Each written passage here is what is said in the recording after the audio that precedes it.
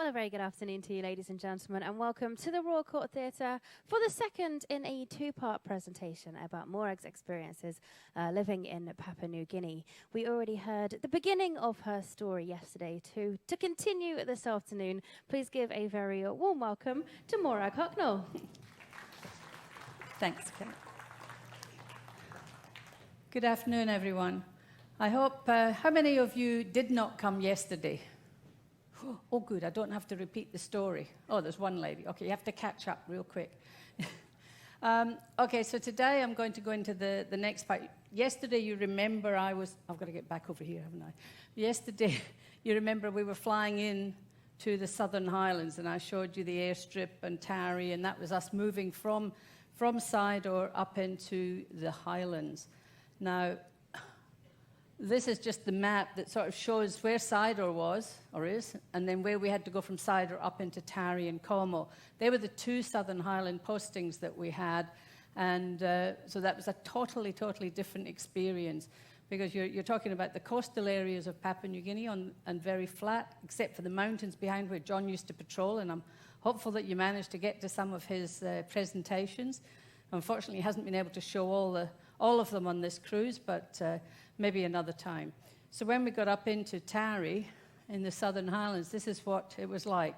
So on the left-hand image, you've got the airstrip, and the arrow's pointing to one of the houses we were at. Now, the houses on this one, up at the top was the very first house that we arrived at.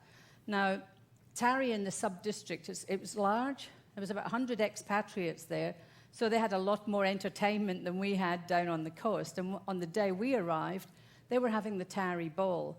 So we were kind of just taken off the plane and told to go into this house up the top. And when we got there, the power wasn't on. And remember, we were traveling with my mum, a houseboy, a house girl, their baby, the dogs, the cats. We got into this house, no power, and it was freezing cold in the mountains. So what did we have to do? We put the gas stove on and opened the door of the gas stove to get the heat coming out, and all of us sat down round the floor in the kitchen to stay warm that night.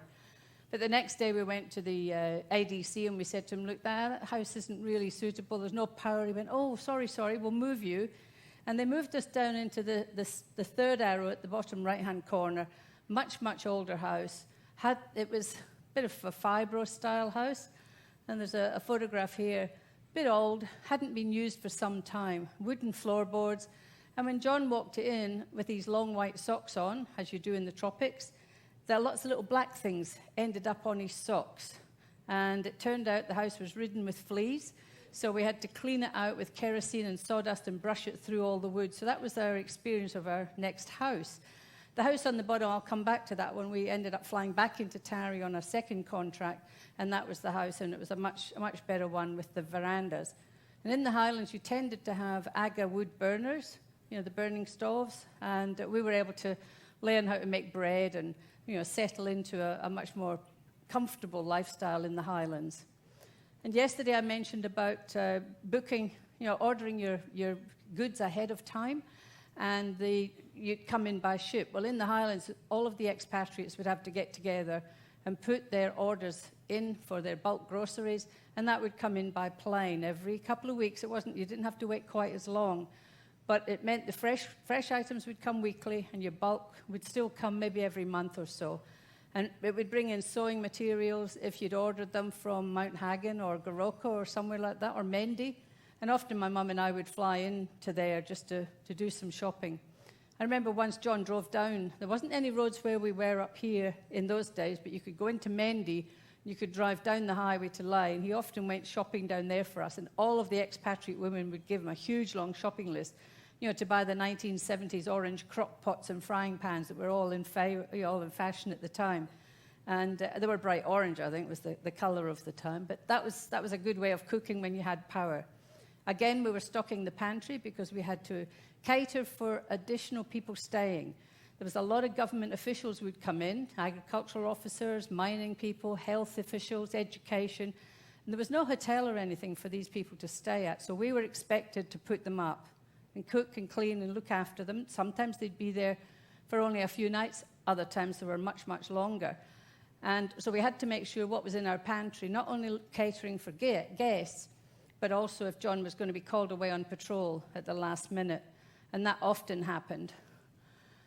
And the sorts of unexpected guests could be a Spanish film crew who wanted to do a documentary. I think you saw them on the other presentation John did, walking through the mountains to get a documentary on being a Kiap in the Highlands. And another group was the Japanese who were making a documentary on the lifestyle in the remote area of the Basavi, which was where that big house was that John showed you. So they went off down into Basavi, and all with very little English, mind you. They took off down into these areas, but they wanted to make the films. So they would end up staying with us as well. Now, the markets in the Highlands were much bigger, much busier, and if you see the women there with their billums around their heads, I'll talk a little bit about billums in a minute, but in the Highlands market, there was a lot of other vegetables and fruit that we got that were different to the coastal areas. And I forgot to mention yesterday, I mentioned about the small bananas, but one of my experiences was getting those very dark green, hard bananas, and I didn't realize that they don't ripen. They're actually cooking bananas. You use them to cook. And I'd bought a hand of these green bananas thinking, oh, they'll ripen up one day, no worries. And I put them to the side and waited and waited and waited, and they didn't ripen. But the other things you would pick up at the market would some eggs and some local produce and occasionally a chicken. Now, communications up there is important. The Papua New Guineans have to be told exactly what it is you want them to do. An example, I would say to the houseboy, go down to the market, buy me a chicken and pluck it and put it in the fridge. I was going to have roast chicken for dinner. What I forgot to tell him was, kill it first. So if you can imagine when I came home and we opened the fridge and there was a very cold chicken shivering away with no feathers and jumped out of the fridge.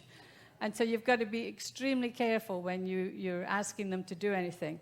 Another one, you know how you'd say to your stewards in the cabins, make the bed, and you would throw the blankets and sheets and what have you up. If you say to a local Papua New Guinean, back in the 70s, how would you like to make the bed for me? They'll go away and they'll find a hammer, nails, and wood, and they think you actually mean make the bed. So you've got to be extremely careful of the communications. And I'll talk about my mum's communication issues. Again, I spoke yesterday about mum joining me and the Lapun Mama. Well, she got into it. She came up to the Highlands. She would have been 63, I suppose, when she joined me. And yesterday I mentioned that I was one of 7 and I was the only girl. My brothers were journalists in the UK, and my father was the editor of the Daily Mail. And my brother was also in Fleet Street. They were all involved with journalism. But they were busy. They were always traveling around the world, so they never were with Mum at the time. So Mum was quite happy to come out and be with her little girl. And she learned a lot of things from the local area, but I learned a lot of her skills. A lot of her handcrafts and catering abilities, which you had to. But to get that far, we had to have a veggie garden or a vegetable garden. So we built one in the back of where we were, and Mum used to get out there. She was in her element. She loved it. But we had to make do with what we had. I don't know if any of you Australians would know this, but chocos that are hard, prickly pear-type fruit. And you can use them in place of mangoes or whatever to make your chutneys and your pickles. Well, my mum taught me how to do all that. We made our own chocolate eclairs. I was a queen of the chocolate eclairs. I knew my choux pastry at 22. I knew how to do all of this. Bread, pastries, cooking for the unexpected guests, including the Governor-General came in. And then we had the British High Commissioner and his wife. And they were very upcountry, very posh, and they came to stay. And the old High Commissioner would go out to take photographs, and he used the big glass plate cameras. And he'd carry this around in his wife's hat box. And they'd go off into these villages with John, and they've got fabulous, fabulous photographs that he did in black and white. We had a mining company came to stay in the house an empty house next to us in one of the outstations, and we catered for them for 3 months. And I was very fortunate that Mum ran the guest house in Edinburgh and was used to cooking for either the festival or tattoo guests or 14 university students in the off-season. So she knew how to cook for anybody who needed to eat lots of, like mince and tatties and those sorts of very stodgy sort of food. But she was good at making it last, spreading it out for these mining guys needed to eat well. But to get the meat for that, we had to kill our own beast. So not only would John go out and find the cattle and buy a cattle from the local people and kill it, shoot it, they'd hang it, they'd do all the right things. And there was a guy there that would cut it up into manageable pieces, and then we'd bring it back to one of our houses, and there was a few of us got together, and we'd look at the chart and we'd work our way through what pieces of meat you want this month, and then you bring your plastic bag and you bucket along, and you'd all share this meat out amongst you. And it was a great social activity because we'd sit around for ages and chatting and having a few beers, sharing out the meat, and that would last in our freezers for a few months. But that was our meat. You don't go down the shop and find it all beautifully packed, or go at the butcher's and get the silver side. You had to try and work out what was the piece of meat, and we're going, is that the chuck steak? Should I cut that up a bit more? Or is that the loin? And, I'll have the fillet this month, thank you. So we learned a lot about the meat. Now, these were our neighbours and friends, the Hoolywig men. Now, the guys on the left, these are 1970s photographs, but we have been back there. I hope you saw the 2007 Can We Help program that John ran, the ABC TV program that we were on, and they were the same Hoolywig men that we were catching up with. Now, those wigs are all the bird of paradise and the cockatoo feathers and beautiful, beautiful feathers. John has another presentation he actually does on this, and it has a special guest speaker, and David Attenborough comes on and talks about the birds of paradise and making the bridges and all of that in our other presentations. So another cruise, another time. Hogago is the clan leader. He's the one that we went back to visit in 2007, and he's the one I nearly became his eighth wife. When we were helping, because the NBC up there was doing the filming of John traveling around, that he was in the front of the four-wheel drive, and Hogago and myself were in the back of the truck, and the cameraman was in the back of the truck. But this guy was about 80 years old in 2007, and he was climbing into the back of the truck. And if you remember, John mentioned about arse grass that comes down here. There's all the grass that they put into their skirts. Well, I was helping this old man into the truck, and I just put my hand on his arse grass, and I pushed him up into the truck. And, of course, as soon as you do that, you say, my eighth wife. Very close, very close. He's a lovely old guy, lovely old guy. Now, again, I had to find myself some jobs. Now, if you remember, I was doing the radio sked down on the coast along with the other administration work. Something I forgot to mention yesterday, communications. We were doing a presentation on a ship once with a lot of young people who were onto their little phones and tablets and everything, and John asked for questions, and this young girl went, "What did you do when you lost Wi-Fi?" Hang on, we're 1970s, we're out in the jungle, we're walking out. John never took any sort of communications with him. So when I was back on the outstation wondering where he was out there in the mountains, so one of the local lads would come running in with a piece of paper. There was a note from him to say, "I'm held up, I'll be away another week, or I'll be back tomorrow," one or the other. And you'd get these messages. It was like the courier pigeon came in and gave us the message, but no Wi-Fi, no computers, no television, nothing like that. So to find other jobs, one of them was reading the weather. Now, you think, don't you have to be qualified to read the weather? Well, yeah, there's clouds out there. You've got to know all the names of the clouds. There's big posters that tell you that. And all it was for was to let Port Moresby keep a record of what the weather was where we were living. And we didn't care. It was hot or wet, and that was about it. It was cloudy or overcast. We just thought, well, that's it. But we had to pass the temperatures through, the cloud formations, and the rain, if we'd had rain. Now, you'd often go outside to check the rain gauge, and the rain gauge was a little glass tube that was close to the ground, and often you'd go out there and think, I can't remember rain last night. So it was often the village dog had gone past and filled up the rain gauge. I'm ringing through now. I'm not sure if there was rain, but it's a funny colour. But So I'd read the weather and we'd send it through to Port Moresby. And then we'd help with the census analysis. John would go out to do all the census around the countryside. And then he'd bring the forms back, and my mum and I had the job of sitting down and all paperwork, no sort of computer work. And we just kept a record of these. Now, they don't necessarily do that so well nowadays. If they kept the village books that we used to have back in the day, it would have been very helpful for land ownership right now. But that was the admin office at Como, where we lived. And when we went to Tari, I worked for the local government office, so I did a lot of typing. But we had to have pastimes, of course. And the pastimes in the Highlands, there was a golf course. So John would play golf, well, sort of golf, of course, a bit of grass. Somebody dug a hole and you had to putt it in. We built a tennis centre with little bamboo pieces of wood round there. And, of course, the movies came in, the 16mm movies that came in from Port Moresby, and you never knew what you were going to get. You just took it, 3 reels would turn up, and you would run it on the big projector in the tennis club, and we'd have a few beers, and you never knew whether the reels were in order or not. And often we'd find the reel had been put in the wrong box. So you'd start off with a murder mystery at the beginning of the movie, and then you'd try and figure out, now, how did he do that? So you were working the movie backwards as instead of forwards. So we'd always end up saying, we had Agatha Christie's Murder at the Gallop at one stage. And ever since it went wrong, the reels were all mixed up, we'd then turn around and say, no, this is where the story really begins, and we'd make a bit of fun. So that was one of the pastimes. Another pastime was me making my own string to learn macrame and make macrame. To make our own string in Papua New Guinea, they would peel strips off banana fronds or palm fronds, depending on where they were and what they were using, strip it down, shred it up, and you would get to fine pieces, and then I've got to come out here, they've got to roll up and down on their thigh. They've got to smooth it off so that we'd make their own string. And to get the dark colour, the local people would grab all of the carbon paper from the office, soak it in the water to get the dark blue or black to change the colour of the string.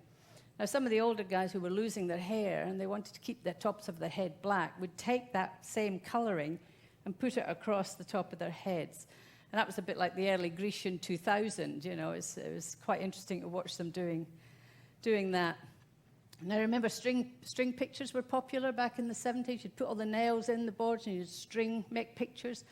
Well, John made this one and he used to travel in and out of our outstation in Taree to one location from Monday to Friday. So he took this old door with him, and then he designed this kundu drums and huli wig to put on the wall of the tennis club. So he'd go out every week, and he'd work a little bit more on this when he was in the patrol officer's house. So this is the patrol officer's house at a place called Paijaka in the mountains behind where we lived, and he would drive his trusty little truck out there. It was the one little rough road. If you thought the roads in Rabaul were rough, you should have seen these ones. And that is the patrol officer's house. Now, at the back corner, you see a piece of concrete coming down the back. That is the chimney for this very elaborate fireplace that the patrol officers passed their time of day away constructing because it was very cold in the Highlands. So they built this huge fireplace, and then you could, get the place nice and warm, but it was massive. I've never seen a fireplace light it in a big grass hut before.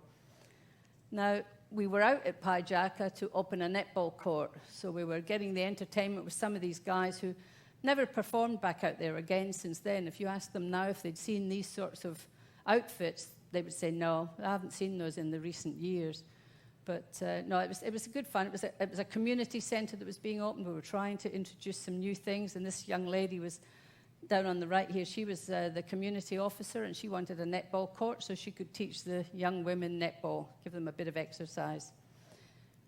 Just to let you know, we're Como, the airstrip in the Southern Highlands. We moved from the big centre that had the 100 expatriates, and we decided, okay, John said he got moved. He was going to get moved to this outstation just when I was pregnant with our first son. So this was the house. The arrow over on the left-hand side is our house. That's it. We were the only ones there. The airstrip, I don't know if any of you saw the introduction to Papua New Guinea presentation that John did, and he had the airstrip that had been built, or the runway that had been built, the $500 million or $1 billion one to bring in the supplies for the liquid gas, and that is just next door to where this is. And now, he also showed the footage of where the earthquake, so all of this area we're talking about is where the earthquake was last month. Don't know if any of you heard, or Brits may not have heard it, but the Australians should have heard about it. But there was an earthquake in Papua New Guinea just before we cruised in, and it was up in the central highlands there, and it cracked the big airstrip that was built, and that airstrip, and John had some footage of the helicopter flying across, and where all the damage was and all the landslides. That's exactly where he used to go on patrol. So we were sent out to this location on our own, the only family there. So there was John and I, our baby at the time, my mum, and 75,000 local Papua New Guineans. One airstrip in and out, one way out. You could only fly out because there was a mountain at the end of the airstrip. You couldn't really drive in there. So when we got to that one, this is the house that we've had, another fairly new government house. Wasn't really big enough for storage, so we built in underneath with natural materials, and that was like our pantry because we didn't have a big pantry upstairs.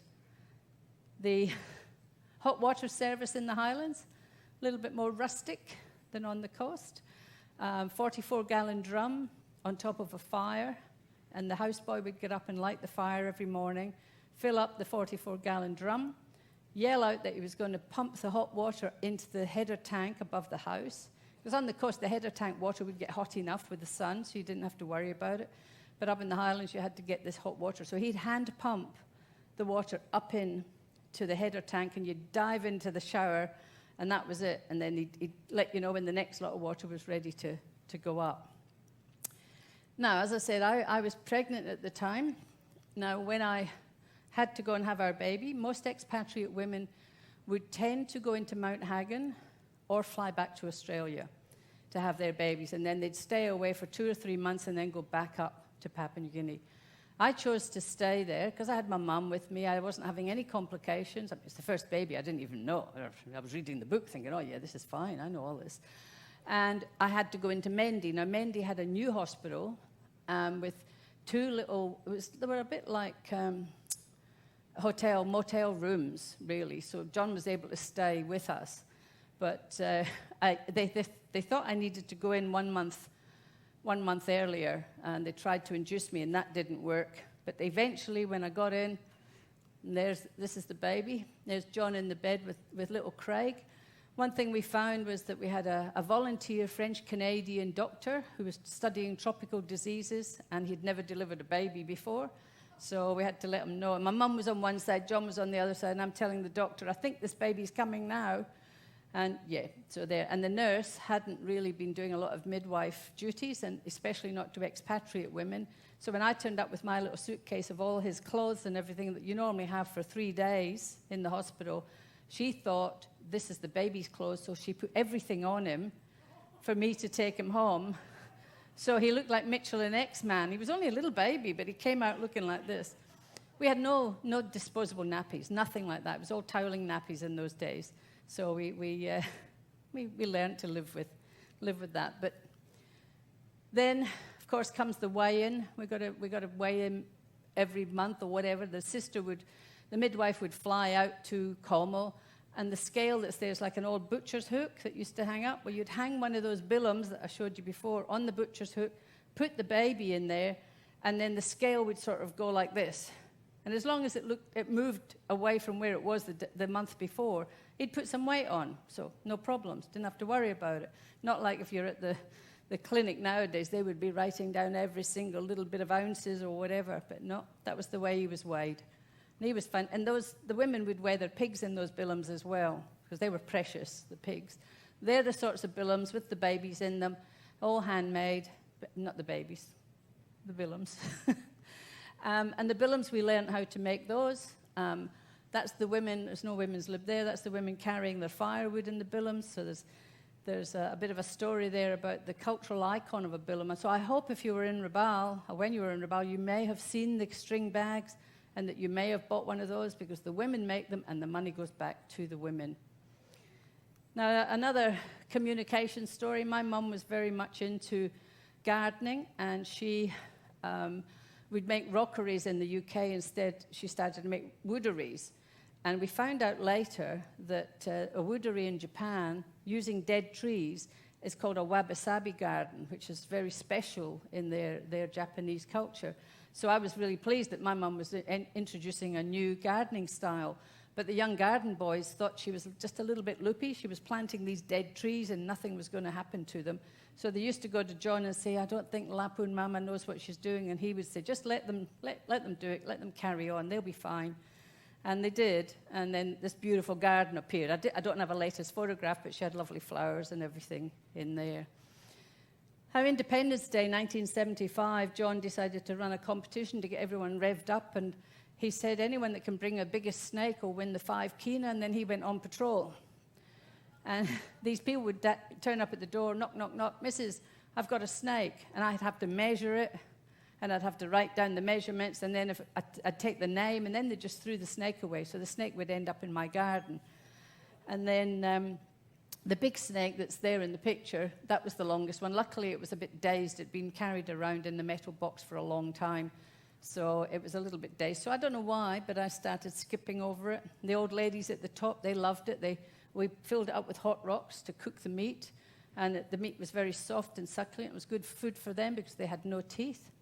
So that was the Independence Day competition. Thanks to my husband, I ended up with a few dozen snakes in the garden, but not that one. He cut that one. He said, you know those movies you see where they shoot the snake and it goes like that? Nah, that doesn't work. Anyway, we had fun. I'm moving along because I don't want to run out of time today. I used up time yesterday. Independence Day. I think John showed this photograph, and if you're looking at the little white face in the middle, that's me. Me and 75,000 others. Mum was at home with the baby. She didn't come out. It was too hot. We had a house girl up in the Highlands. That's her on the left with her dress, her costume, all made, and that's how she would look after our son. She'd take him off for walks and out into the hills, and we travelled around together. She was learning her different skills and learning her English, and she loved it. She'd love to have come back to Australia with us, but she couldn't do that. But we had a mumu when we were leaving. A mumu is the food cooked in the ground, and it's beautiful, succulent vegetables, chicken, whatever. And that was us at our farewell buffet style. That's little Craig sitting there with his yellow welly boots on. He's actually got clothes on. Usually he was running around. It's a little one. Air travel up in the Highlands was a challenge. If you saw the piece of footage yesterday where the mountains, where we flew in on the mountains. Well, if you go down the Tarry Gap and the clouds come in, you've got to either get up and out or down because you can't really turn around in the gap. So the challenge is for Mum and I in particular, because we travelled a lot of, in these small planes, no seat belts, no nothing. I remember once I was sitting behind the pilot and he was taking off and his chair broke. So he fell backwards onto us and the plane was sort of heading up. So luckily I was flexible in those days and I was able to stand, sort of push my feet against the back of his chair and shove him up until he got level. And then we could sit up, and he tried to do whatever it was to fix the seats up. We often traveled with pigs, kerosene, baggage tied up in the back. Mum and I would just clamber into these little planes and just fly in and out of wherever we were going. But there's a lot of stories. We could have a whole presentation just on the challenges of flying in and out of the mountains and seeing them coming in over you, and trying to find a hole in the cloud to get out. But I would have to talk for a long time. But it was either flying or walking. That's about the only way you got around. And this was when we revisited in 2007, and that was the footage that John showed the other day. And that's just showing Hogago, the clan leader that was in an earlier photograph. And we thoroughly enjoyed catching up with them. We then headed back. John, they wanted us to move out of all the outstations. After independence, we stayed on for a little bit longer. And then they said, we'd like you to come into the main centres. And we just said, no, we want to stay with the people. We're helping them economic development and community development. We want to stay there. And they said, no, you've got to come into Port Moresby or Mendy or wherever. And we thought, no, that's not for us. So we, decided that we'd head back to Australia. So we aimed for Adelaide, mainly because John's parents had come out from the UK and they had a house in Adelaide. We had bought a house there on one of our trips around, on one of our leave. My mum had gone back down there for a couple of months, so we decided to head into Adelaide. And that's just some of our artifacts, which a lot of them we've donated to the Darwin Museum. But we didn't really get on well in Adelaide. It wasn't the community lifestyle that we were used to. So it didn't take us long before we were heading up to Darwin. And in the in-betweens time, I'd had a second child in Adelaide, our young Scott. So we had Craig in Papua New Guinea, who is now a professional golfer in America, and young Scott, who's born in Adelaide, moved to Darwin with us, and he's a paleontologist at Queensland Museum. So that was an interesting part of our life as well. So those are just showing you the different houses, the Adelaide house, the Tarry house, and the Darwin house that we moved into, because John was with the Commonwealth Public Service. Now I'm going to move away from the Papua New Guinea side of things and very sort of quickly run through what we did next, because we often get asked on these presentations, what did you do after you left? And apart from the 4 years we spent in Adelaide, and when we packed everything up, because we just decided that was it, so we sold our house, sold everything in it, and put our 5-year-old and our 3-year-old in a car, got on the GAN train, and went up to Darwin. Now, what we were planning to do up there, we had no idea. We had no jobs when we arrived, but we soon got jobs within a week. John started with the Commonwealth Public Service, and I applied for a job working for a very prominent Indigenous Aboriginal organisation. If there's any Australians in the room, they would know about the Northern Land Council. And back in the early 70s, the Aboriginal people in Australia got land rights. And the Northern Land Council and the Central Land Council, they were established to help the people on the traditional lands go through the processes of laying their land claims. So this next part, I have to put this statement up just in case there are any Indigenous people in the audience, to say that many of my photographs and comments will contain names and images of Aboriginal people who've passed away. And it's important that I put that up. And I worked with them for 10 years, so I appreciate what they've done. The first place we visited, of course, I threw these couple of slides in, was the Aboriginal blue paintings in Nourlangie. So if any of you have been to Kakadu National Park or gone into the Northern Territory a lot, these are the stunning, stunning Aboriginal paintings you'll see on all of the rock faces, the beautiful ochre, bright ochre rock faces. And there's the Nourlangie rock here, and that's the two little boys. Then you've got, there's a whole variety of I think there's a beer rock and the fish. But it's just beautifully done. I don't know, has anyone been to Kakadu? Yeah, we've got a few, lots of hands. So you'd have been to all of these places. You'd recognize them. So it was important when we left Adelaide to sort of capture the culture of the Northern Territory.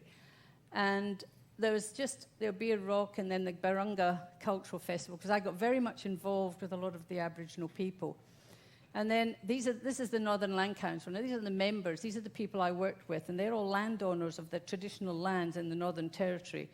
And it was just an interesting 10 years I spent there. So much so that my boss, Wesley Lanapoy, who's now passed away, but that little baby I'm holding, that baby's name was Morag. He decided to call his first little daughter Morag. And I went up to the hospital to visit his wife, and the nurses said, "Oh, what a beautiful Aboriginal name." And I don't think Morag... So we made up a story about what the Morag meant in the Aboriginal system.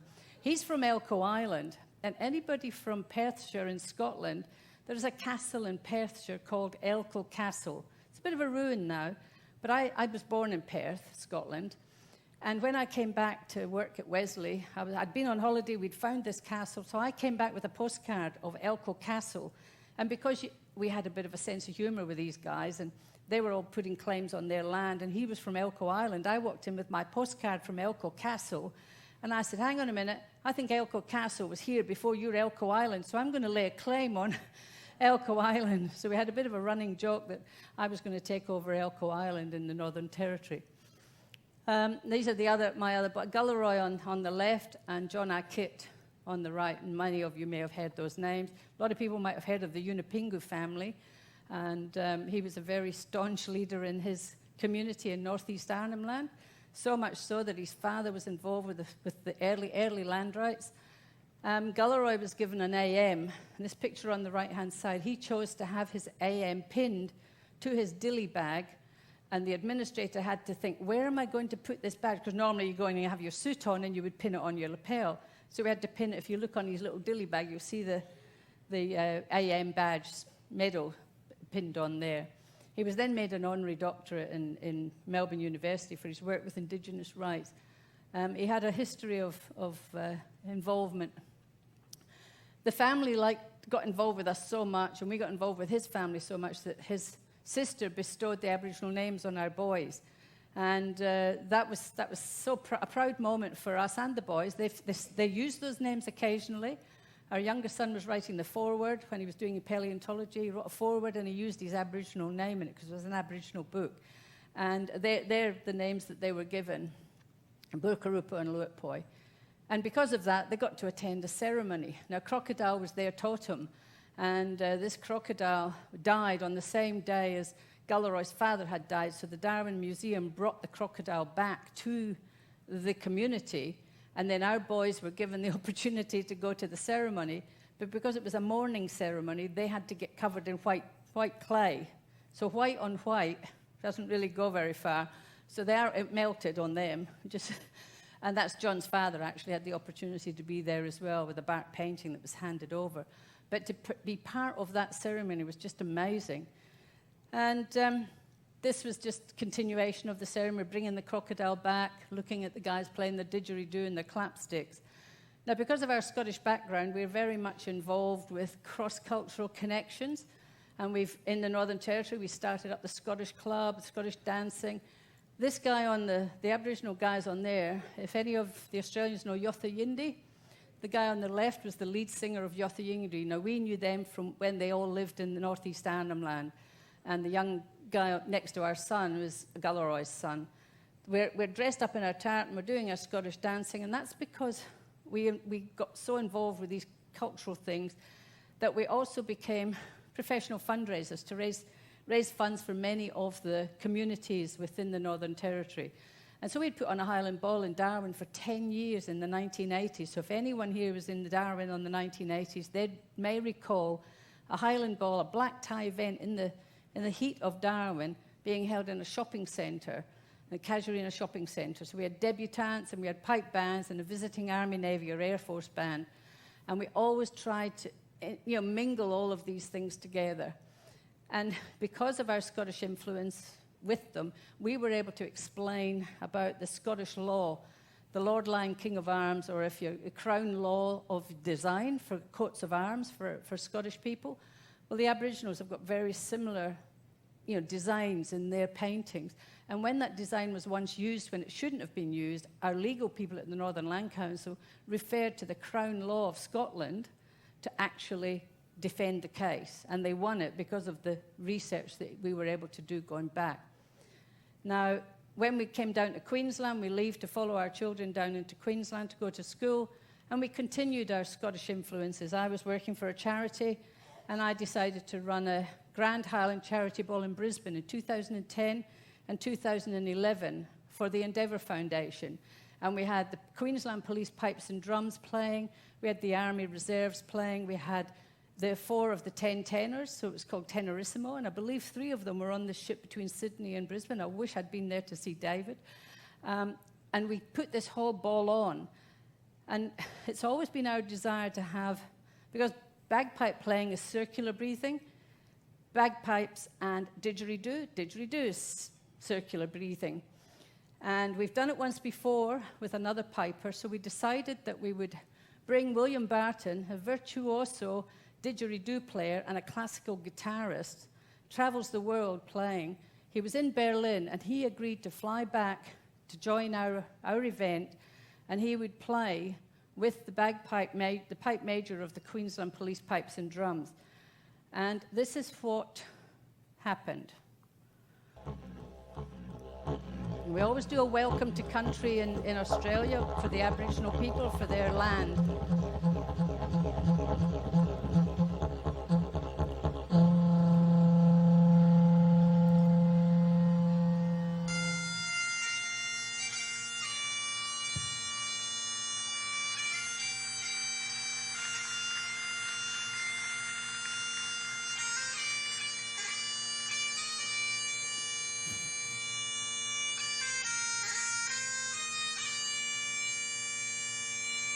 The tune he's playing is We Are Australians.